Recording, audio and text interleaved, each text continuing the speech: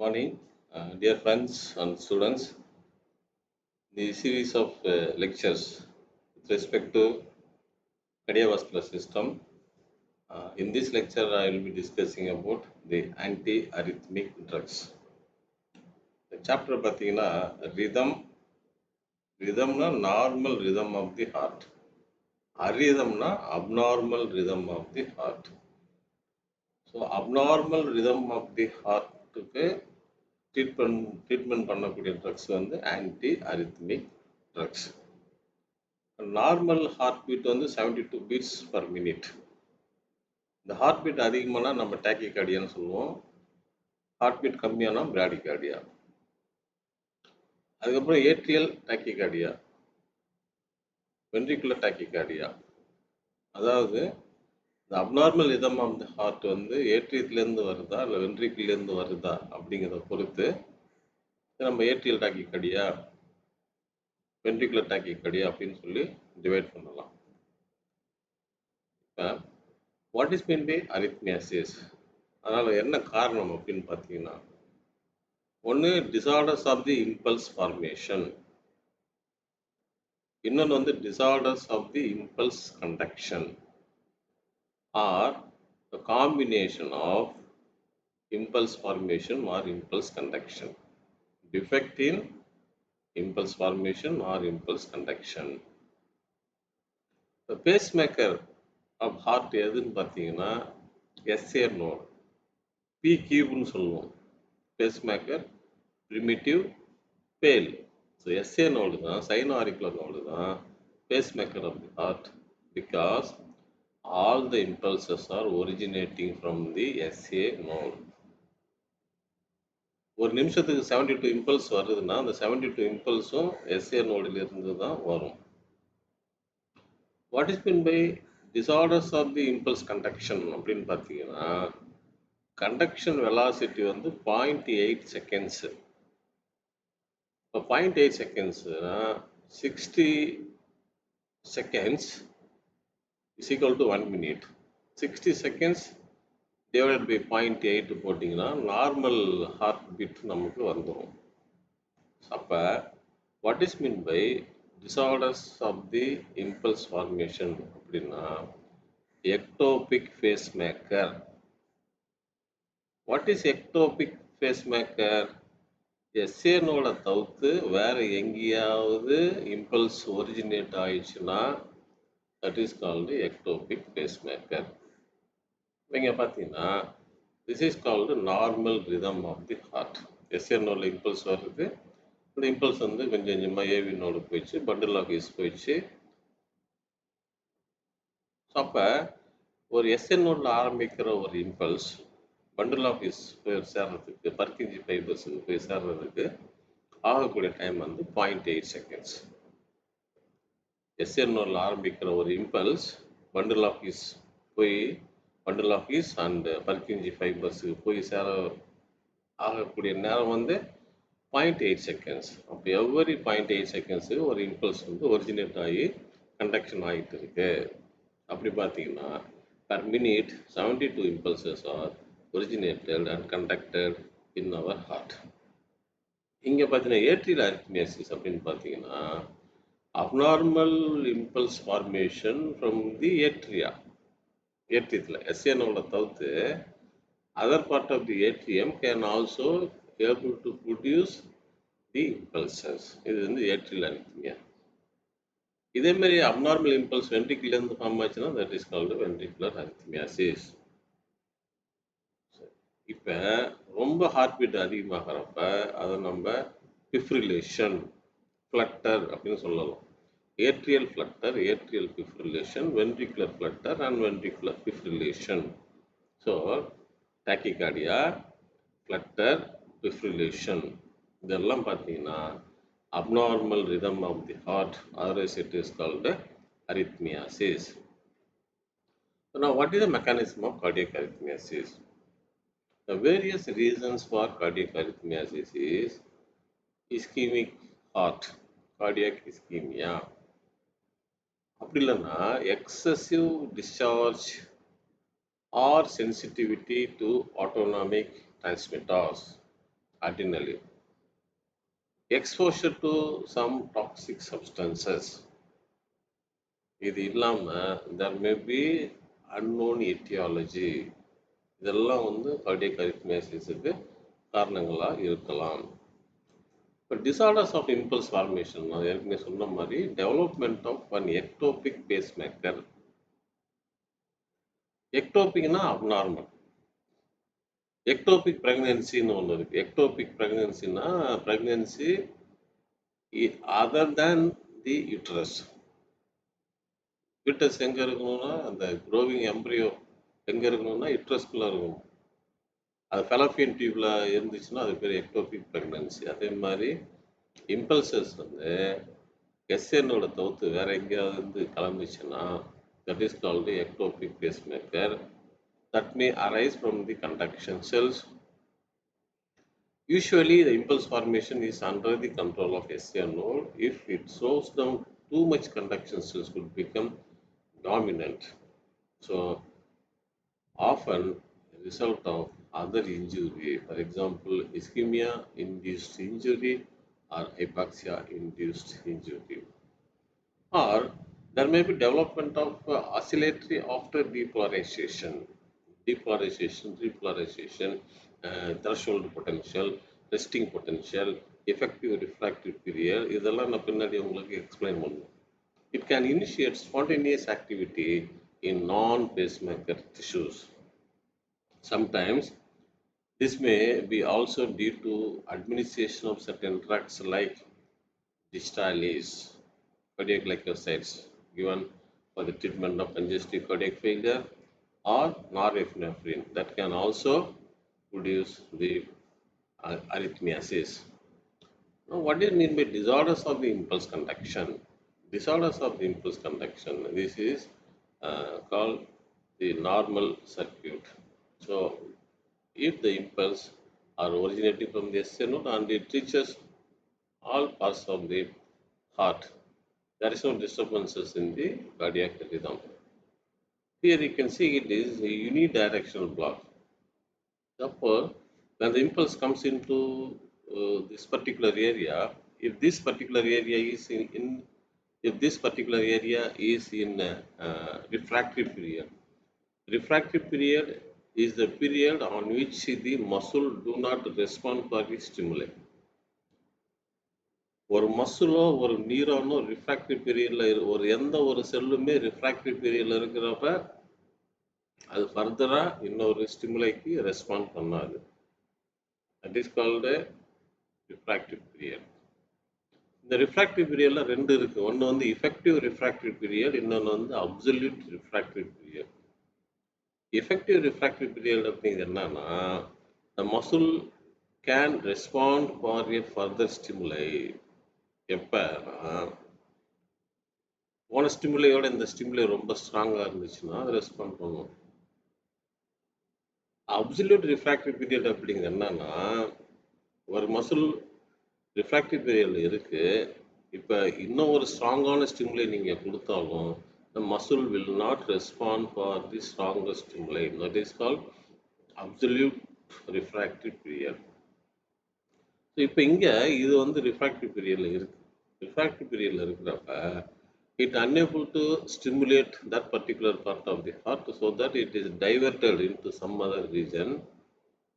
Divert ஆகி வேற ஏரியாவுக்கு போயிட்டு திரும்ப அந்த ஒரிஜினல் பொசிஷனுக்கு வருது. இங்கே வரும்போது என்ன ஆகும், இங்கே ரிஃப்ராக்டிவ் பீரியட் முடிஞ்சிருக்கும். refractive period முடிஞ்சதுனால automatically that part of the heart will also get stimulated.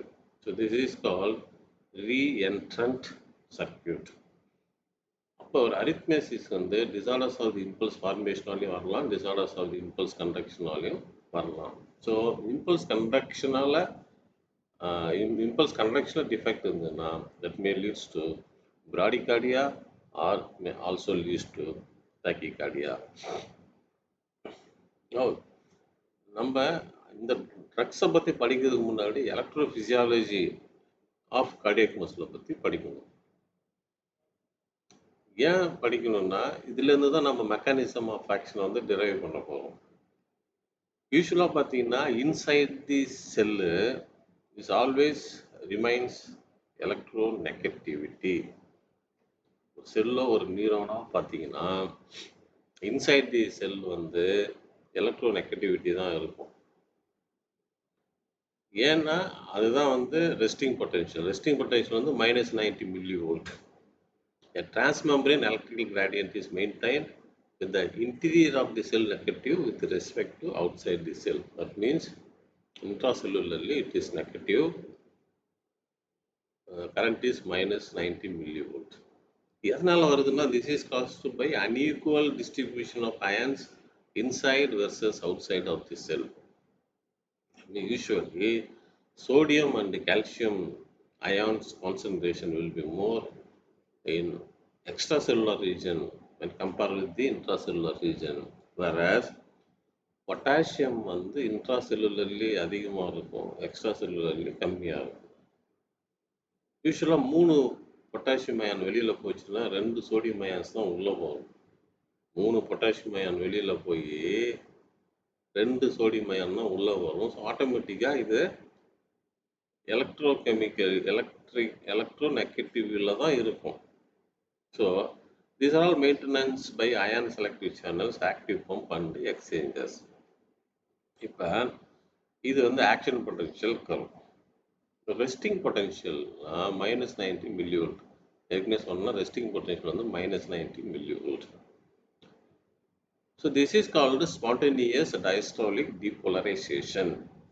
What is meant by spontaneous diastolic depolarization? So depolarization வந்து ஸ்பான்டேனியஸாக நடந்துகிட்டே இருக்கும். At one stage, because of the less efficiency of the pump fails to extrude the sodium ions which is entering into the cell. உள்ள போன sodium ions வந்து வெளியில் வரலாம். இப்படி இருக்கப்ப என்னாகும்? There will be reduction in the intracellular negativity. அப்போ -90 மில்லிவோல்ட்லேருந்து -70 மில்லிவோல்ட்டுக்கு வந்துடும். வந்தோடனே அது பேர் வந்து threshold potential. Threshold potential is the potential where the complete depolarization takes place. Resting potential இருந்து spontaneous diastolic depolarization நடக்கும். Threshold potential வந்த உடனே ஆட்டோமேட்டிக்காக there will be a spike in the action potential because of the influx of the sodium ions and the influx of the calcium ion. எப்போ threshold potential வந்துச்சோ வந்த உடனே sodium அயான்ஸும் calcium அயான்ஸும் நிறைய உள்ளே போக ஆரம்பிக்கும். So that there will be a spike action potential. ஒரு action potential மேலே போகும். போய் இது எலக்ட்ரோ நியூட்ரலிட்டியை பாஸ் பண்ணி எலக்ட்ரோ பாசிட்டிவிட்டிக்கு போயிடும். எலக்ட்ரோ பாசிட்டிவிட்டிக்கு போனதுக்கப்புறம் இது வந்து ஃபேஸ் 0 ஆஃப் டீபோலரைசேஷன். அடுத்து என்ன ஆகும்? எலக்ட்ரோபாசிட்டிவிட்டியிலிருந்து என்ன ஆகும்? there will be cessation of the influx of the sodium and the calcium. உள்ளே போகக்கூடிய சோடியமும் கால்சியமும் உள்ளே போகாமல் நிற்கிறப்ப என்ன ஆகும்? there will be reduction from the electropositivity to the electroneutrality. +20 மில்லிவோல்ட்லேருந்து 0க்கு வந்துடும், நியூட்ரலுக்கு வந்துடும். நியூட்ரல் வந்ததுக்கப்புறம் அடுத்து என்ன ஆகும்? there will be commencement of efflux of the sodium ions. இங்கே வெளியில் வந்து பாருங்க, சோடியம் அயான்ஸ் வந்து வெளியில் வர ஆரம்பிச்சிச்சு. So this is potassium ion. இந்த பொட்டாசியம் அயான் வந்து வெளியில் வர ஆரம்பிச்சிச்சு. இது வந்து ஃப்ளக்ஷு ஸ்டெடி ஸ்டேட். அதுக்கப்புறம் என்ன ஆகும்? உள்ளே இருக்கக்கூடிய கால்சியம் அயான்ஸ் இருக்குல்ல, அந்த கால்சியம் அயான்லாம் வெளியில் வர ஆரம்பிச்சிடும். கால்சியம் அயான் வெளியில் வர ஆரம்பிச்சதுன்னா there will be repolarization. So இப்போ 0, 1, 2, 3 இதெல்லாம் ரீபோலரைசேஷனோட ஃபேஸஸ். 0 வந்து டீபோலரைசேஷன், 1, 2, 3 வந்து ரீபோலரைசேஷன், 4 வந்து ஸ்பான்டேனியஸ் டயஸ்டாலிக் டீபோலரைசேஷன். ஸோ இது வந்து கண்டினியூஸாக நடக்குது ஒரு ஆக்ஷன் பொட்டன்ஷியல் கர்வ். இதுதான் நம்ம எலக்ட்ரோகார்டியோகிராமாக ரெக்கார்ட் பண்ணுறோம். இங்கே இது இந்த ஆக்ஷன் பொட்டன்ஷியல் கர்வையும் எலக்ட்ரோகார்டியோகிராமையும் நீங்கள் கோரிலேட் பண்ணிக்கலாம். So these occur 72 times per minute in our heart. இப்போ நம்ம இந்த 5 ஃபேஸஸ் நான் சொன்னது 0 1 2 3 4 0 ஃபேஸ் 4 வந்து ரெஸ்டிங் ஃபேஸ். ரெஸ்டிங் ஃபேஸ் என்ன சொன்னேன், -90 millivolt. Resting phase cardiac cells remain in resting phase until it is stimulated. This is associated with the diastole portion of the cardiac cycle. Okay. Phase 0 அப்படிங்கிறது என்னன்னா addition of current into cardiac muscle. ஏன் உள்ள போன sodium ions வெளியில வரல. So opening of fast sodium channel and rapid depolarization. இதனால தான் உங்களுக்கு வந்து ஒரு ஒரு ஒரு நேராக கர்வு வந்து நல்லா மேலே போயிடுச்சு. So that there will be changes in the membrane potential, the transient outward current due to movement of the chloride ions and the potassium ions. Phase 1 என்ன சொல்றதுன்னா சோடியம் சேனல் வந்து க்ளோஸ் ஆயிடுச்சு. That means no further influx of the sodium ions. என்னாகும், அங்கேருந்து வந்து அது electro பாசிட்டிவிட்டியிலிருந்து electro நியூட்ரலிட்டிக்கு வந்துடும். அதுதான் வந்து RNS வேவ் வந்து எலக்ட்ரோகார்டியோகிராம். இதுதான் வந்து சோடியம் சேனல். இங்கே பார்த்தீங்கன்னா இது எக்ஸ்ட்ரா செல்லுலார் ரீஜனு, இது வந்து இன்ட்ரா செல்லுலார் ரீஜன். இந்த சோடியம் சேனல் வந்து 3 ஸ்டேஜில் இருக்கலாம். ஒன்று வந்து ஆக்டிவ் ஸ்டேஜ், இன்னொன்று வந்து இன்ஆக்டிவ் ஸ்டேஜ், மூணாவது வந்து ரெஸ்டிங் ஸ்டேஜ். ஃபர்ஸ்ட் பார்த்தீங்கன்னா when the sodium channel is on resting, there is no influx of the sodium ions. இங்கே தான் there is no influx of the sodium ions because the gate is closed. The ion channel is closed. Right. So அப்போ உங்களுக்கு வந்து இங்கே threshold potential வந்து வராது. இங்கே this is the spontaneous diastolic depolarization. இப்போ அடுத்து என்ன ஆகும், when the sodium channel is open, what happened? Automatically there will be influx of the sodium ions along with the calcium ions. So there will be a rise in the action potential. எங்க electro positivity வந்து electro neutrality வந்து electro positivity போயிடுச்சு. Electro positivity வந்து என்ன ஆகுது, there will be inactivation of the sodium channel. Sodium channel inactivate ஆயிடுச்சு. Inactivate ஆன உடனே இந்த கேட் வந்து க்ளோஸ் ஆயிடுச்சு. இந்த கேட்டு க்ளோஸ் ஆன உடனே ஆட்டோமேட்டிக்காக there is no further influx of the sodium ions. அப்போ ஆட்டோமேட்டிக் என்ன ஆகும், அது எலக்ட்ரோ நியூட்ரலிட்டிக்கு வந்து அதுக்கப்புறம் பொட்டாசியம் அயான் வெளியில் வர்றதுனால ஸ்டெடி ஸ்டேட்டுக்கு வந்து கால்சியம் அயான் வெளியில் வர்றதுனால இது திருப்பி ரீபாலரைசேஷன் ஆகுது. So this figure is very important because நம்ம மெக்கானிசம் வந்து இதை வச்சு தான் நம்ம சொல்ல போகிறோம். ரைட். செகண்ட் வந்து fluctual phase. I said sustained by the balance between the inward movement of calcium and outward movement of potassium. கொஞ்சம் கால்சியம் உள்ள போகுது, அது ஈக்குவலாக பொட்டாசியம் வெளியில் வருது. அப்போ அது ஸ்டெடி ஸ்டேட்டில் மெயின்டைன் ஆகிட்டு இருக்கு. ஃபேஸ் 3 என்ன ஆகுச்சு, பொட்டாசியம் சேனல்ஸ் ரிமைன் ஓப்பன். ஒன்னாகும் allows potassium to build up outside the cell, causing the cell to repolarize. So finally, the potassium channel closes when membrane potential reaches certain level. Repolarization ஆயிடுச்சு. This is a very important part of the lecture, which deals with the mechanism of action of various antiarrhythmic drugs. இந்த ஒரு diagram வச்சு நம்ம எல்லா ட்ரக்ஸோட மெக்கானிசத்தையும் we can explain. The dotted lines இருக்கு பார்த்தீங்களா, that is the normal pattern. சொன்னதெல்லாம் இங்கே வரும் பாருங்க. This is the resting potential -90 millivolt, the threshold potential -70 millivolt, the electro neutrality, the electro positivity. இது வந்து 4 phase 4 spontaneous diastolic depolarization. இது வந்து 0 depolarization. 1 2 3 இது வந்து repolarization. இப்போ ஃபர்ஸ்ட் குரூப் பார்த்தீங்களா, delaying the spontaneous diastolic depolarization from the resting potential, thus decreasing the rate. என்ன அர்த்தம், இங்கே பார்த்தீங்கன்னா இது டாட்டர் லைன். இப்போ delaying the spontaneous diastolic depolarization, இங்கே வர வேண்டிய diastolic depolarization இங்கே இவ்வளோ தூரம் டிலே ஆகுது. ஸோ ஸ்பான்டேனியஸ் டயஸ்டாலிக் டீபோலரைசேஷனை டிலே பண்ணுறதன் மூலமாக நம்ம அரித்மியாசிஸை ட்ரீட்மெண்ட் பண்ணலாம்.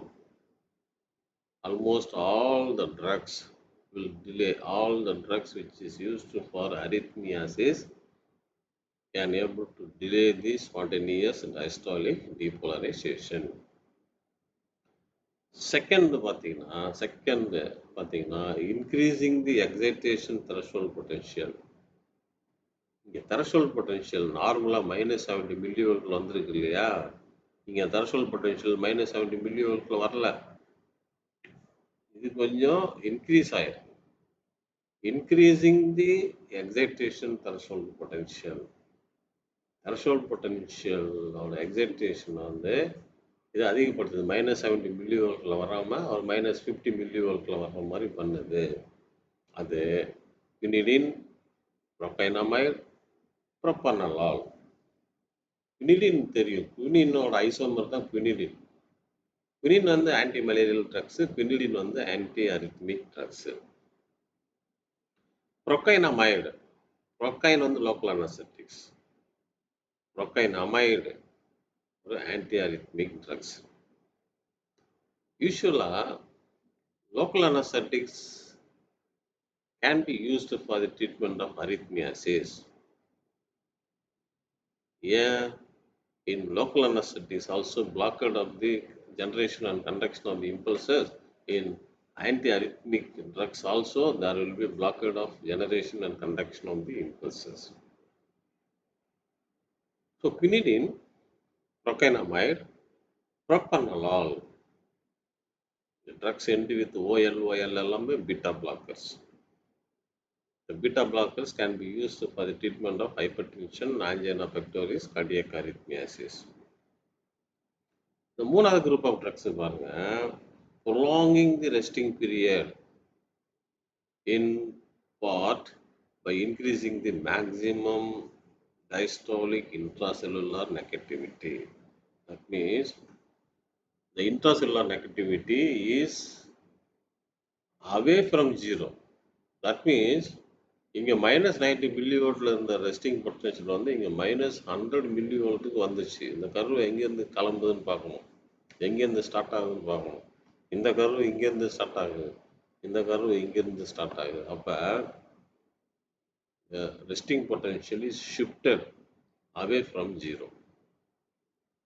இப்படி பண்ணுறதுனால அந்த ரெஸ்டிங் பொட்டன்ஷியல் வந்து அவே ஃப்ரம் ஜீரோ பண்ணுறதுனால அந்த ட்ரக்ஸை வந்து நம்ம அரித்மியாசிஸ் யூஸ் பண்ணலாம். எக்ஸாம்பிள் வந்து ஃபெனிடாயின். ஃபெனிடாயின் வந்து ஒரு anti epileptic drugs. Anti-epileptic drugs, phenytoin can also be used for the treatment of arrhythmiasis because local anesthetic சொன்ன மாதிரி பிரெயினில் அப்நார்மலாக இம்பல்ஸ் ஜென்ரேட் ஆச்சுன்னா அது எபிலெப்சி, ஹார்ட்டில் அப்நார்மலாக இம்பல்ஸ் ஜென்ரேட் ஆச்சுன்னா அது அரித்மியாசிஸ். ஸோ ரெண்டுத்துக்கும் ஒரே மெக்கானிசம் தான், கன்வல்ஷனுக்கும் அரித்மியாசிஸுக்கும் லோக்கல் அனஸ்தெட்டிக். இது மூணு ட்ரக்ஸும் பார்த்தீங்கன்னா இந்த மெம்பரின் ஸ்டெபிளைசிங் சொல்லுவோம் இல்லையா, இந்த ஆக்ஷன் தான் வருது. இதெல்லாம் அயன் சம்மந்தப்பட்டது, சோடியம் அயன் சம்மந்தப்பட்டது. ஸோ இந்த phenytoin can also be used for the treatment of the arrhythmias. Last என்ன பாருங்க, increasing the effective refractive period. Effective refractive period பார்த்தீங்கன்னா fourth one is the resting potential. Resting potential இருக்கு பாருங்க, the resting potential வந்து towards it is fourth one is the increasing the effective refractory period. So effective refractory period வந்து அதிகப்படுத்தும். So இந்த duration of ERP எவ்வளோ, இந்த ERP எவ்வளோ, இந்த எஃபெக்டிவ் ரிஃப்ராக்டிவ் பீரியட் அதிகமாக ஹார்ட் ரேட் வந்து கம்மியாகும். That is done by means of quinidine and procainamide. The 4 group of drugs, this is very important. So quinidine, procainamide, propranolol and phenytoin. Lignocaine ஒரு மருந்து இருக்கு, and this diastolic induced ventricular arrhythmiasis recapsize வந்து lignocaine. இப்போ classification of anti arrhythmic drugs பார்ப்போம். Class 1 அதில் subclass இருக்குது. Subclass என்ன சொல்றதுன்னா, prolongation of the repolarization, increased duration of action potential. Repolarization prolong பண்ணி action potential அதிகப்படுத்தக்கூடியது quinidine, procainamide and diazopyramide. Quinidine, procainamide, diazopyramide prolong the repolarization and also increases the duration of action potential. இது 1B பார்த்தீங்கன்னா டீபோலரைசேஷனை shorten பண்ணி action potential டூரேஷனை வந்து degrees பண்ணும். இந்த same time phase 0 வந்து depress பண்ணிடும். Face 0 வந்து ரீபோலரைசேஷன், அதை வந்து கம்மி பண்ணிடும். அதுக்கு லோக்கல் அனஸ்தெட்டிக்ஸ் கொடுக்கலாம். Lidocaine, லிக்னோகைன். They block the sodium channel mostly in ventricular cells. Also good for distally associated arrhythmias. Of course, this is drug of choice for distally induced ventricular arrhythmias. Mexiletine or மருந்து இருக்குது, that is oral lidocaine derivative. Phenytoin, an anticonvulsant that also works as an antiarrhythmic similar to lidocaine. Subclass 1C என்ன சொல்லுதுன்னா, phase 0 depress பண்ணும். No effect on depolarization, no effect on action potential duration. Example, flecainide. Actually, flecainide was developed as local anesthetics initially. Since I said local anesthetics and antiarrhythmic drugs have same mechanism of action, later on the flecainide was used for the treatment of arrhythmias. Propofenone is another drug. It slows the conduction velocity. Propofenone comes under weak beta blockers. Class 2 is nothing but beta adrenergic blockers. Beta receptors, stimulation of the beta 1 receptor leads to positive inotropic, positive chronotropic. அப்போ என்ன பண்ணணும்? We have to reduce the rate and force of contraction of the heart by administration of the beta blocker. அதில் ரெண்டு major action இருக்குது. ஒன்று blockade of beta 1 adrenergic receptor, அப்படி இல்லைன்னா membrane stabilizing effect related to sodium channel blocker. membrane stabilizing effect தான் anticonvulsant, anti local anesthetics. இதில் propranolol, metoprolol, netorolol, atenolol, acebutolol, pindolol, sotalol, timolol and esmolol. இந்த மாதிரி நிறைய drugs இருக்குது. Class 3 வந்து potassium channel blockers. Example, அமைடோரோன், யூபுட்டிலைட், பிரிட்டிலியம், டோஃபிட்டிலைட். இதெல்லாம் பார்த்தீங்கன்னா there will be delay in repolarization and prolongation of the effective refractory period. Repolarisation வந்து delay பண்ணாலும் refractive பீரியடோட duration அதிகப்படுத்தினாலும் அந்த மருந்தை வந்து நம்ம அரித்மியாசிஸ்க்கு யூஸ் பண்ணலாம். அந்த ஆஸ்பெக்டில் amiodarone, ibutylide, beryllium, dofetilide are used for the treatment of arrhythmiasis. Class 4 on the calcium channel blocker. Calcium channel blocker have wide therapeutic action. எல்லா calcium channel blockers வந்து used for angina pectoris, cardiac arrhythmiasis as well as hypertension. So the calcium channel blocker வந்து slows the rate of AV conduction. யாருக்கு ஏர்டில் fibrillation இருக்கோ அவங்களுக்கு AV conduction வந்து கம்மி பண்ணும். இதுக்கு ட்ரக்ஸ் வந்து verapamil as well as diltiazem. So verapamil blocks sodium channel in addition to calcium channel. இது ரொம்ப யூஸ்ஃபுல்லான ட்ரக்ஸ். ஏன்னா இது சோடியம் சேனல்லையும் பிளாக் பண்ணுது, கால்சியம் சேனல்லையும் பிளாக் பண்ணுது. diltiazem அப்படி இல்லை. இது direct cardiac action of diltiazem are similar to those of verapamil. Direct attacks வந்து heart. So implantation of the pacemaker, இது வந்து எதுக்கு டு ஜென்ரேட் இம்பல்சஸ் வந்து நம்ம ஆர்டிஃபிஷியலாக ஜென்ரேட் பண்ணலாம். அதுக்கு வந்து ஒரு பல்ஸ் ஜென்ரேட்டர் வேணும். இந்த leaves are inserted by subclavian vein, one for right atrium, other for right ventricle. இந்த மாதிரி இன்செர்ட் பண்ணிட்டோம்னா ஆட்டோமேட்டிக்காக அந்த பல்ஸ் ஜென்ரேட்டரை வந்து இம்ப்ளான்ட் பண்ணணும் under the skin. So this artificially generates the pulse. So this is implantation of pacemaker. So this the anti-arrhythmic drugs was over. Next lecture, I will be discussing about the drugs used for the treatment of hyperlipidemia, and that is followed by the pharmacotherapy of shock. Thank you very much.